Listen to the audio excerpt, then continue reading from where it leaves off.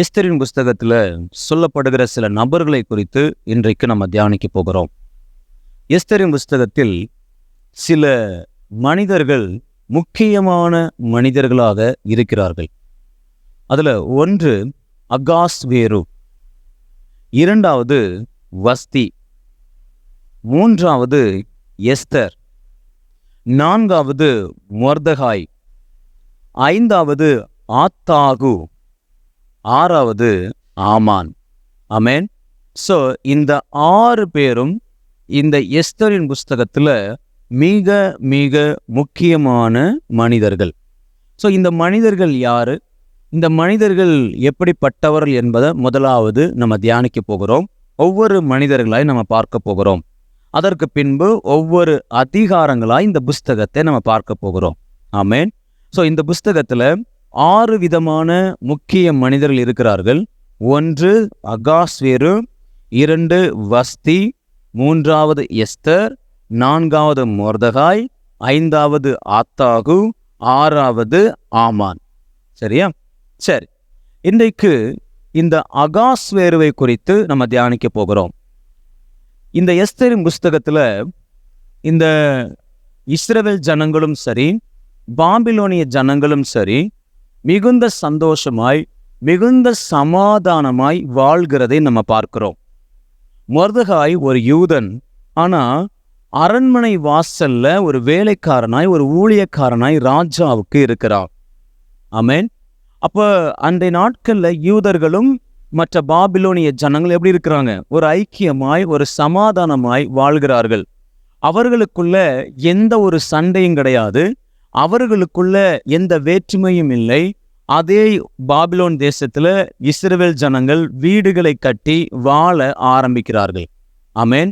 எப்படி அப்படின்னா, கோரேசருடைய நாட்கள்ல ஜனங்கள் நிறைய பேர் என்ன பண்ணாங்கன்னா, விடுதலையாகி தங்களோட சொந்த தேசமாகிய இஸ்ரவேல் தேசத்துக்கு வந்துட்டாங்க. சிறையிருப்புல இருந்த ஜனங்கள், அநேக ஜனங்கள் விடுதலையாகி எஸ்ராவின் தலைமையில, நெகேமியாவின் தலைமையில என்ன பண்ணிட்டாங்கன்னா, திரும்ப தங்களுடைய தேசத்துக்கு வந்துட்டாங்க. ஆனா தங்கள் தேசத்துக்கு திரும்ப போகாத நிறைய கூட்டம் இருந்தது. இவங்கெல்லாம் ஏன் திரும்ப போகல அப்படின்னா, இந்த பாபிலோன்ல அவங்களுக்கென்று நிறைய சலுகைகள், நிறைய வீடு நிலங்கள் எல்லாம் உண்டாக ஆரம்பித்துச்சு. சமாதானமான வாழ்கிறோம், சந்தோஷமா தானே வாழ்கிறோம், அதனால நம்ம இங்கேயே இருப்போம்னு சொல்லி அநேகர் தங்கள் சொந்த தேசமாகிய எருசலேமுக்கு போகாமல், இஸ்ரவேலுக்கு போகாமல் எல்லாருமே இந்த பாபிலோன்ல அநேகர் குடியிருக்க ஆரம்பித்தார்கள். ஆமென். அப்போ அந்த அளவுக்கு பாபிலோன் தேசம் அவர்களுக்கு இடம் கொடுத்திருந்தது. ஆமென். ஸோ அவ்வளவு சமாதானமாய் அவ்வளவு சந்தோஷமாய் இஸ்ரவேல் ஜனங்கள் வாழ்ந்து கொண்டிருக்கிறாங்க. அப்ப இவங்கெல்லாம் இப்படி வாழ்கிறாங்கன்னா இதற்கு காரணம் யாரு? அந்த தேசத்து ராஜா இல்ல? அப்ப அந்த ராஜா எப்படிப்பட்ட மனுஷனாய் இருந்திருப்பான்?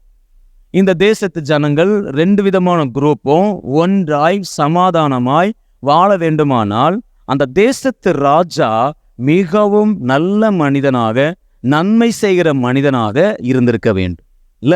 அவன்தான் இந்த அகாஸ்வேரு. எஸ்தர் 1ஆம் அதிகாரம் 1ஆம் வசனம் சொல்லுது, இந்த தேசம் முதல் எத்தியோப்பியா தேசம் வரைக்கும் உள்ள 127 நாடுகளையும் அரசாண்ட அகாஸ்வேருவின் நாட்களில் சம்பவித்ததாவது. அப்போ அகாஸ்வேருவின் நாட்கள்ல இஸ்ரவேல் ஜனங்கள், பாபிலோன் ஜனங்கள் எல்லாரும் சந்தோஷமா சமாதானமா என்ன பண்ணிட்டு இருக்கிறாங்க? வாழ்ந்து கொண்டு இருக்கிறார்கள். யார் இந்த அகாஸ்வேரு?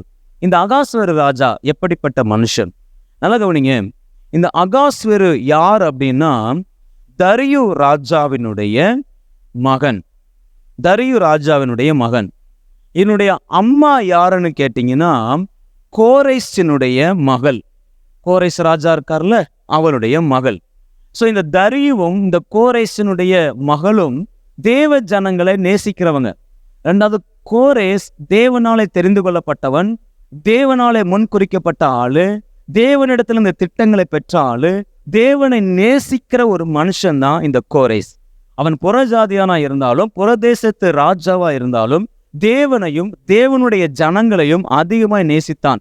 இவனுடைய நாட்கள்ல தான் இஸ்ரவேல் ஜனங்கள் முதலாவது விடுதலையாகி தங்களுடைய தேசத்துக்கு என்ன பண்ணாங்க? திரும்ப போனாங்க.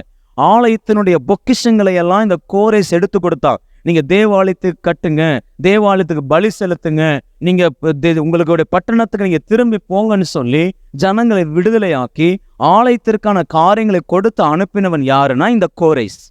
ஆமென். அப்ப தேவனுடைய ஜனங்களை நேசிக்கிற, தேவ ஜனங்களுக்கு உதவி செய்கிற, தேவனை நேசிக்கிற ஒரு மனுஷன் தான் கோரேஸ். இவனுடைய பேரன் தான் இந்த அகாஸ்வேரு. ஆமென். இப்ப இந்த அகாஸ்வேருவும் தன்னுடைய தாத்தாவை போல, தன்னுடைய தகப்பனை போல நல்ல மனிதனாய் வாழ்ந்து கொண்டிருக்கிறான். ஆமென். எந்த அளவுக்கு அவன் நல்ல மனிதன் தெரியுமா? தன்னுடைய விருந்து வைக்கிற ராஜாக்கள், பிரபுக்கள், தேசத்துல மிக மிக முக்கியமானவர்களுக்கு வைக்கிற பந்தியில, விருந்துல அவர்களை மட்டுமல்ல ஊழியக்காரர்களையும் வேலைக்காரர்களையும் அழைத்து அவர்களுக்கும் விருந்து வைக்கிற ஒரு நல்ல மனிதன். ஆமென். இதே அதிகாரத்துல வாசிக்கிறோம் 3ஆம் வசனத்துல, தன்னுடைய பிரபுக்களுக்கும் தன்னுடைய ஊழியக்காரருக்கும் விருந்து பண்ணினான். அப்பொழுது பெர்சியா, மேதியா தேசங்களில் உள்ள மகத்தானவர்களும் அதிபதிகளும் பிரபுக்களும் வந்திருந்தாங்க. அப்ப பிரபுக்களையும் ஊழியக்காரர்களையும் ஒன்றாய் பார்க்கிற ஒரு நல்ல ராஜா. ஆமென். இவன் தான் அகாஸ்வேரு. அது மட்டும் இல்ல, இந்த அகாஸ்வேரு யாராச்சும் நமக்கு நன்மை செய்தா அவங்களுக்கு திரும்பி அதை விட அதிகமா செய்யணும்னு நினைக்கிறவன். ஒரு நாள் அவனுக்கு இரவெல்லாம் தூக்கம் வரல, தூக்கம் வராம கட்டில் அங்கேயும் புரண்டிருக்கிறான். நிறைய கீத வாக்கியங்கள்லாம் கொண்டு வரான், ஆனா அவனுக்கு சரியில்லை. உடனே சரி நம்ம என்ன பண்ணுவோம், ஒரு புக்கு படிப்போம், நம்ம எழுதி வச்சிருக்கிற ஏதாச்சும் சுருளை வாசிப்போம்னு சொல்லிட்டு வாசிக்கிறதுக்கு ஒரு ஆளை கூப்பிடுறா. அப்படி வாசிக்கிறாங்க. வாசிக்கும் போது மொர்தெகாய் குறித்து சொல்லப்படுது. மொர்தெகாய் சத்துருக்களுடைய தந்திரங்களை ராஜாவுக்கு சொன்னதுனால ராஜாவுடைய உயிர் காப்பாற்றப்பட்டதுன்னு எழுதப்பட்டிருக்கு. ஆனா அதுக்கு எதுவும் வெகுமானம் கொடுக்கப்பட்டிருக்கா, நன்மை செய்யப்பட்டிருக்கா அப்படின்னா ஒன்றும் செய்யல. உடனே இந்த ராஜா நினைக்கிறான், இவனுக்கு பெரிய மேன்மையை கொடுக்கணும், இவனுக்கு பெரிய நன்மையை கொடுக்கணும்னு சொல்லி மொர்தெகாயை மேன்மைப்படுத்தும்படி ராஜா அந்த நைட்டே தீர்மானம் பண்றான். யோசித்து பாருங்க, மொர்தெகாய் ஒரு யூதன். மொர்தெகாய் ஒரு அடிமையில வாழ்ந்து கொண்டிருக்கிற மனுஷன், சிறைப்பட்டு வந்த மனுஷன். அப்படிப்பட்ட மனுஷனை உயர்த்தணும், கனம் பண்ணணும். ஏன்னா அவன் ராஜாவை காப்பாத்தி இருக்கிறான், நன்மை செய்திருக்கிறான், அவனுக்கு உதவி செய்ய வேண்டும் என்று அகாஸ்வேரு தீர்மானிக்கிறான். ஆமென். அப்ப எப்படிப்பட்ட ஒரு நல்ல மனிதனாய் அகாஸ்வேரு இருந்திருப்பான். அல்லேலூயா. இதுதாங்க அகாஸ்வேருடைய எண்ணம். அது மட்டும் இல்ல, எஸ்தர் ராஜா செங்கோலை நீட்டாம, ராஜா கூப்பிடாம யாரும் போகக்கூடாது. ஆனா இவள் தைரியமா போறா. போன உடனே ராஜா தன் செங்கோலை எஸ்தருக்கு நேராய் நீட்டினான். அவள் மீது அவன் தயவை பாராட்டினான். இல்ல, எப்படி நீ வரலாம், நான் கூப்பிடாம நீ எப்படி இந்த கொழு மண்டபத்துக்கு வந்த, நீ சாக கடவுள் சொல்லி அவளை சாகடிச்சிருக்கலாம், இல்லைன்னா அவளை பதவியிலிருந்தே நீக்கியிருக்கலாம்.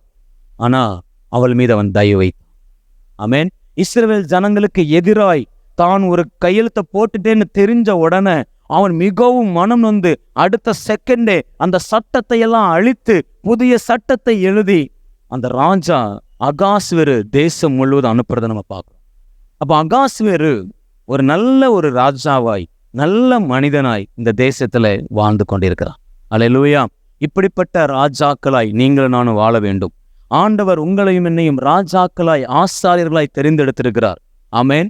ராஜாக்களும் ஆசாரியர்களுமாய் மாற்றி இருக்கிறார். அப்ப நீங்களும் நானும் இந்த ராஜாக்களைப் போல, இந்த அகாஸ்வேருவை போல எல்லாரையும் சமமாய் பார்க்கிறவர்கள், நன்மை செய்தவர்களுக்கு அதிகமாய் நன்மை செய்கிறவர்கள், ஜனங்களை காப்பாற்றுகிற, சமாதானத்தை உண்டு பண்ணுகிற, தேவனை நேசிக்கிற, தேவ பிள்ளைகளை நேசிக்கிற ராஜாக்களாய் நீங்களும் நானும் வாழ வேண்டும். ஆமென். அது மட்டும் இல்ல, வரப்போகிற தேசத்துல இப்படிப்பட்ட ராஜாக்கள் எழும்பும்படி ஜெபம் பண்ணுங்க. இருக்கிற ராஜாக்கள் இப்படிப்பட்ட அகாஸ்வேருவாய் மாறும்படி ஜெபம் பண்ணுங்க. கர்த்தர் பெரிய காரியங்களை செய்வார். அல்லேலூயா. சோ இதுதான் அகாஸ்வேரு ராஜாவினுடைய வாழ்க்கை. ஆமென். சோ இன்னும் இந்த போக போக அநேக காரியங்களை குறித்து நம்ம என்ன செய்வோம், கற்றுக்கொள்வோம். சோ கர்த்தர் தாமே உங்களை ஆசீர்வதிப்பாராக. ஆமென். God bless you.